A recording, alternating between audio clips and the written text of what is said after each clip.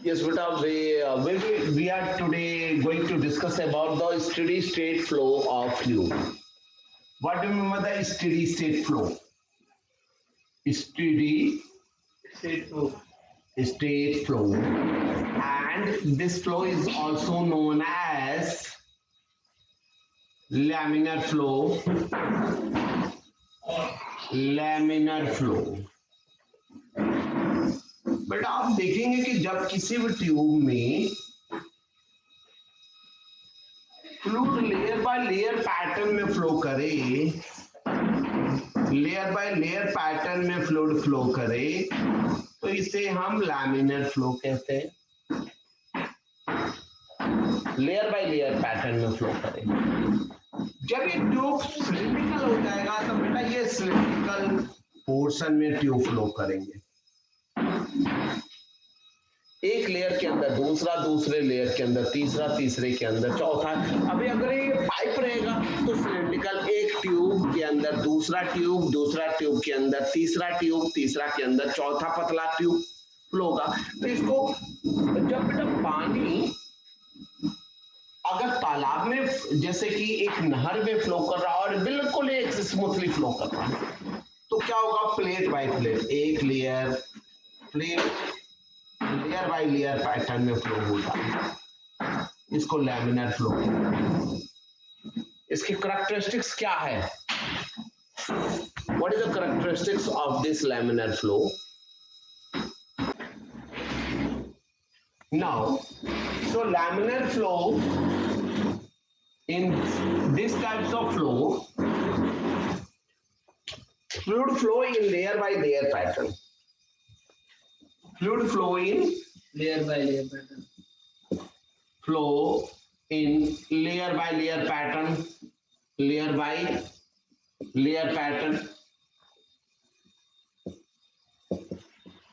और इसमें क्या आप देखेंगे कि जब ऐसा फ्लो होगा तो सब अलग अलग लेयर में फ्लो होंगे। फ्लो एक लेयर का मॉलिक्यूल दूसरे लेयर में नहीं मिक्सअप होगा, इस लेयर में जो फ्लूइड फ्लो कर रहा है इसी लेयर में फ्लो करेगा, इस ये दूसरे में क्रॉस नहीं करेगा।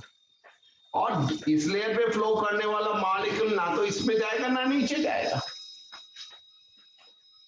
एक लेयर का, जैसे बच्चे कतार में चल रहे हैं बेटा, लाइन में चल रहे हैं ना, अपने ही लाइन में चलेंगे बच्चे, अपनी लाइन को छोड़कर दूसरे में नहीं जाएंगे।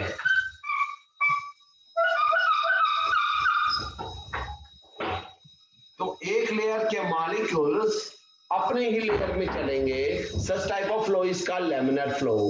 So in laminar flow, what is the next characteristics? The molecules keeps on moving in the same layer.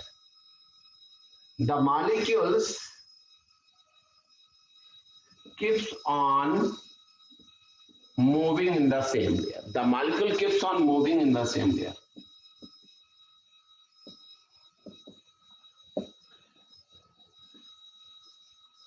एक लेयर का फ्लूइड दूसरे में नहीं जाता।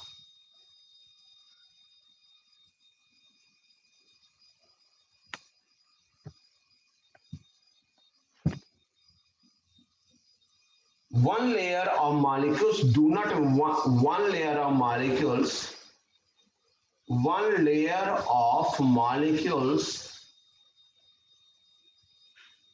do not mixes with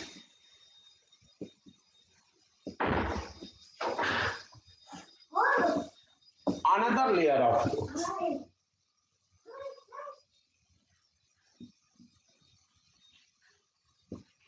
और सबसे बड़ी बात क्या है? अगर हम किसी क्रॉस सेक्शन की बात करें तो इस पॉइंट पर वेलोसिटी फिक्स है।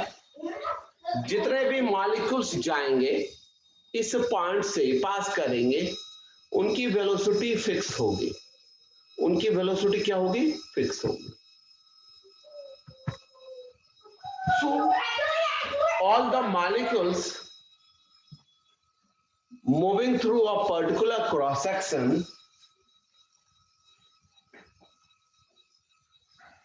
have constant velocity. अगर ये देखिए बेटा, आगे जाकर ये ट्यूब अगर पतला हो गया तो यहाँ पर फ्लूइड काफी नजदीक नजदीक लेयर आ जाएंगे और यहाँ पर प्रेशर ज्यादा होगा बेटा, प्रेशर घट जाएगा, प्रेशर फ्लो ज्यादा होगा। देखिए बेटा, ये क्या होता है, बहुत तेजी से फ्लूइड फ्लो करेगा यहां से और पानी दूर जाकर गिरेगा, यहाँ काइनेटिक एनर्जी बढ़ जाएगी। अब होगा क्या, अगर क्रॉस सेक्शन एरिया घटेगा तो यहाँ वेलोसिटी बढ़ जाएगी, वेलोसिटी इंक्रीज हो जाएगी। क्रॉस सेक्शन एरिया बड़ा होगा तो वहां वेलोसिटी क्या होगी, कम।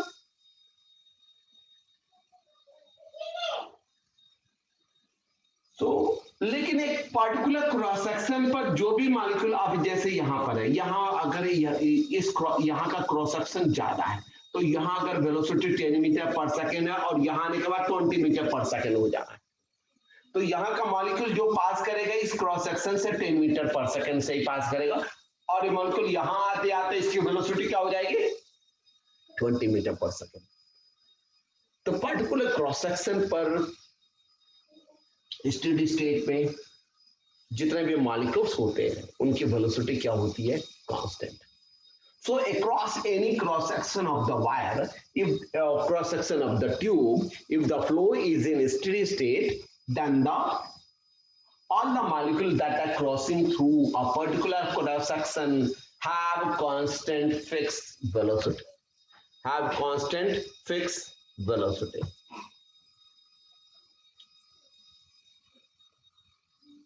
इनकी वेलोसिटी क्या होगी, फिक्स होगी।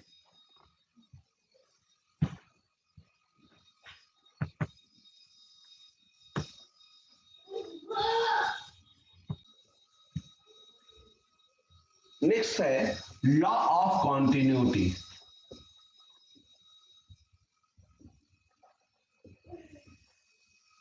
ये कोई ट्यूब है बेटा,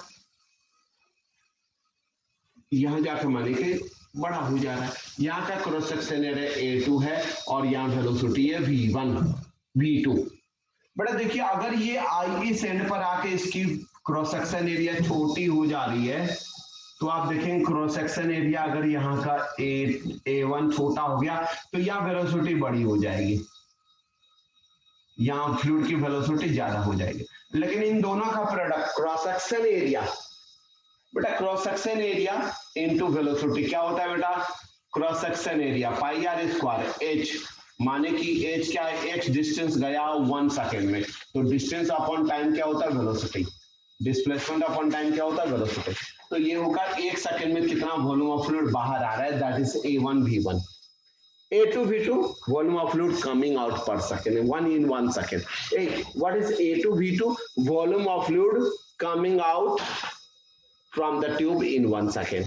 A1 V1 volume of fluid entering per second through one end of the tube. Now, according to law of continuity, the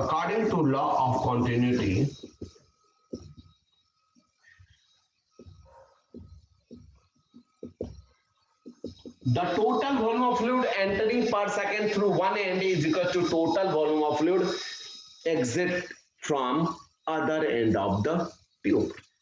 ये क्या बेटा, according to law of continuity, the total volume of fluid,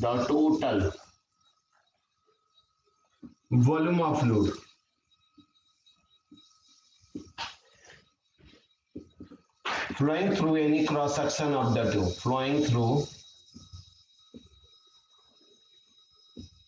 any cross section of the tube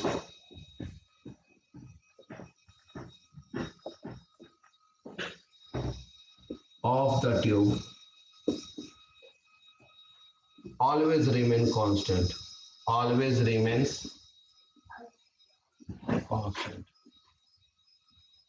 यानी कि हर एक second में यहां से अगर 2 लीटर पास कर रहे हैं तो इस क्रॉस सेक्शन से भी 2 लीटर अंदर आएंगे एंड इस क्रॉस सेक्शन से भी 1 सेकंड में 2 लीटर ही बाहर जाएंगे।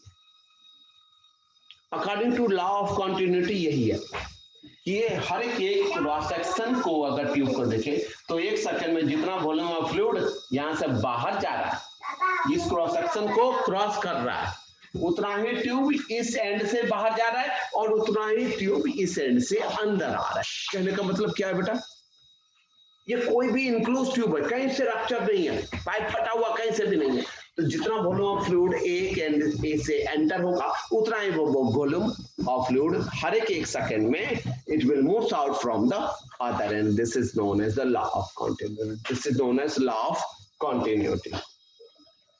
So what is the formula? A1 V1 A2 V2. This is known as law of continuity. This is known as law of continuity. चलो अब बेटा इसके आगे हम लोग स्टडी करेंगे बर्नौलीज प्रिंसिपल, जो वेरी वेरी इंपॉर्टेंट टॉपिक्स है बेटा. बर्नौली कि during steady state if the fluid is flowing inside the tube, और फ्लूइड इस तरह का है बेटा, याद कर देंगे. ये जमीन से H1 ऊंचाई पर है और ये जमीन से H2 ऊंचाई पर है.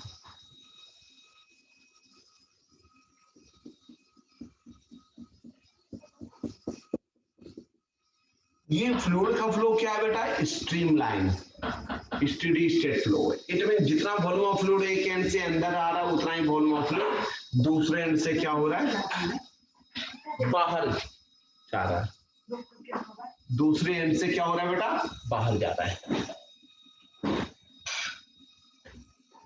स्टेडी स्टेट फ्लो में बेटा if the fluid flow is in steady state then total energy, बेटा ये फ्लूइड फ्लो में है, इसके अंदर मास है, इट मींस मैकेनिकल एनर्जी इसके अंदर, kinetic mechanical energy of three types, pressure energy, kinetic energy and potential energy. Three types of energy are present in any flowing fluid. So according to Bernoulli's theorem, for during steady state flow,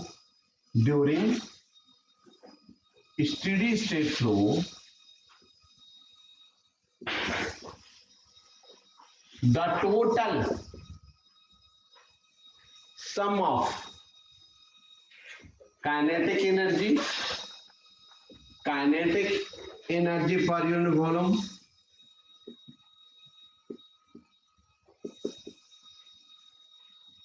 potential energy per unit volume, potential energy per unit volume, pressure energy per unit volume, and pressure energy per unit volume of fluid always remain constant. Always remain constant. अब ये बेटा हम लोगों ने पढ़ा तो यहाँ तीन तरह की energy, pressure energy, kinetic energy और potential energy. Pressure energy, kinetic energy और पोटेंशियल एनर्जी, तीन तरह की एनर्जी. बेटा ये देखिए मैंने बताया था कि अगर यहाँ का क्रॉस सेक्शन एरिया A1 है और यहाँ का क्रॉस सेक्शन एरिया क्या है बेटा, पहले आप इसे नोट कर लीजिए और मैं इस स्टेटमेंट को ड्राफ्ट कर रहा हूँ. What is the statement? During steady state flow, the total sum of kinetic energy per unit volume plus potential energy per unit volume and pressure energy per unit volume of the fluid always remain constant. ये statement है आपका. इसी statement को लेकर के हम चलेंगे.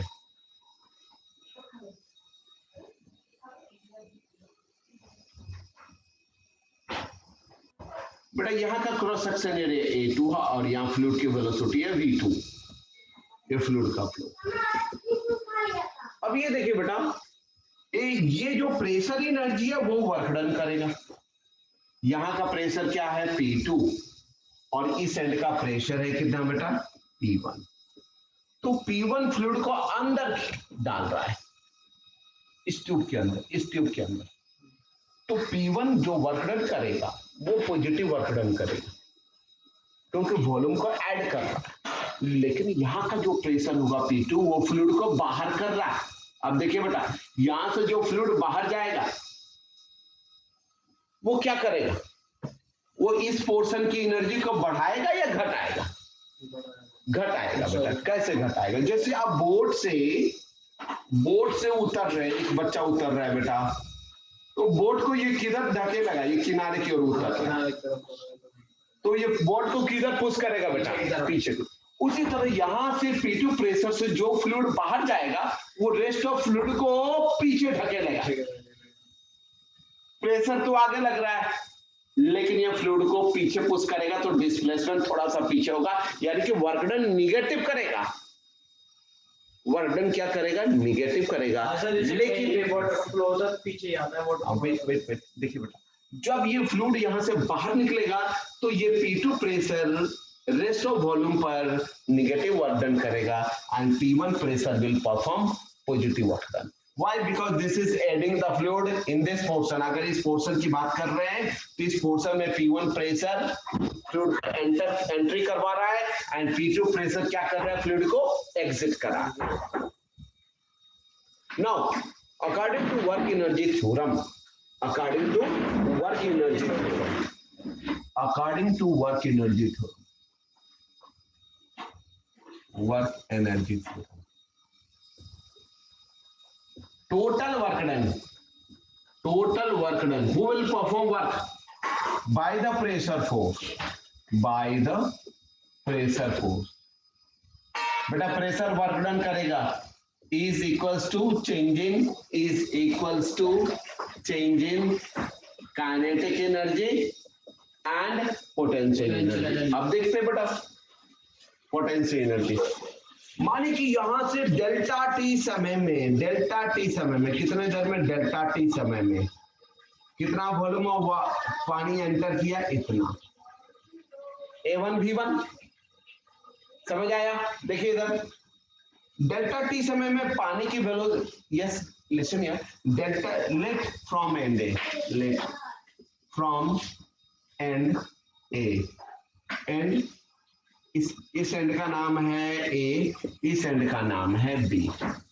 From end A, let from end A in time delta t,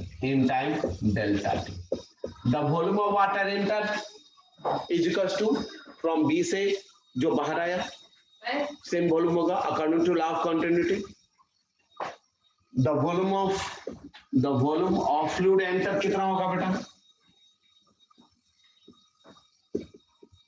A1 V1 delta T होगा, इतना वॉल्यूम अंदर आएगा and volume of fluid coming out from end B, coming out from end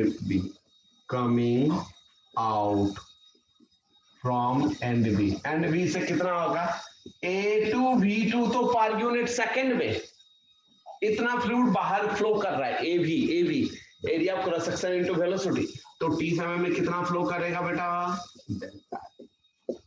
तो ये फ्लूइड T समय में बाहर जा रहा है और इतने ही समय में A1 V1 delta T fluid अंदर आ रहा है।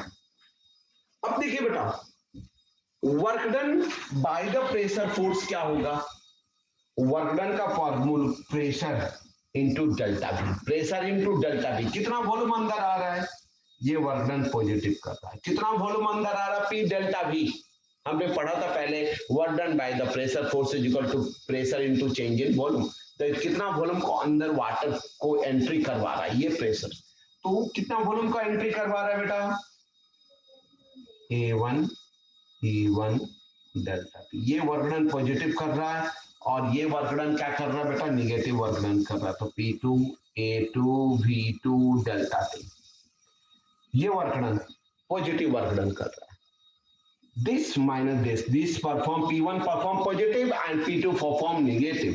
वर्क डन का फॉर्मूला था pressure into change in volume. एक सेकंड में कितना वॉल्यूम अंदर आ रहा है, that is change in volume.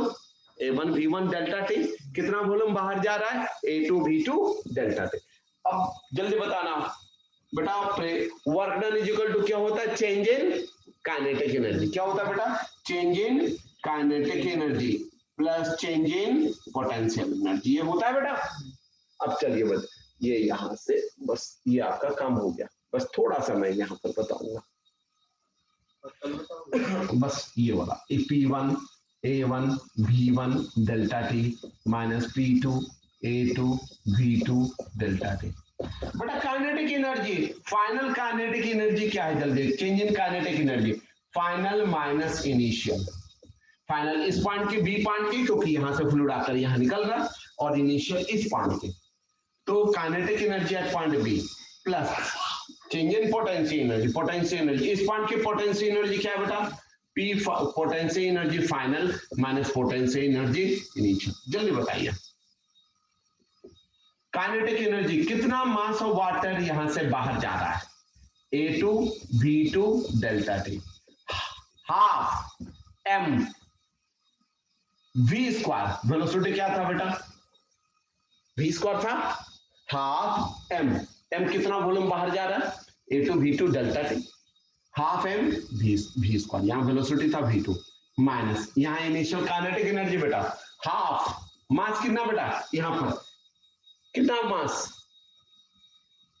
30 second में एंटर किया, A1 V1 डेल्टा टी, अब इधर A1 V1 delta T, mass into velocity का स्क्वायर, यहां वेलोसिटी है V1 का स्क्वायर, प्लस बड़ा ये केवल समझना है आपको, plus change in kinetic energy इस पॉइंट पर कितना मास था बेटा जो यहां से निकल रहा है, पोटेंशियल एनर्जी का फार्मूला क्या होता है बेटा, mgh, ये हाइट यहां से कितनी है बेटा h2, मास कितना पर सेकंड बाहर आ रहा है, A2 V2 delta T mgh2 minus यहाँ की पोटेंशियल एनर्जी कितना है बेटा, हाइट h, यही है mgh2, यहां से कितना मास एंटर कर रहा है बेटा, delta m A1 V1 delta T mg, ओह बेटा एक चीज हमने गलती की,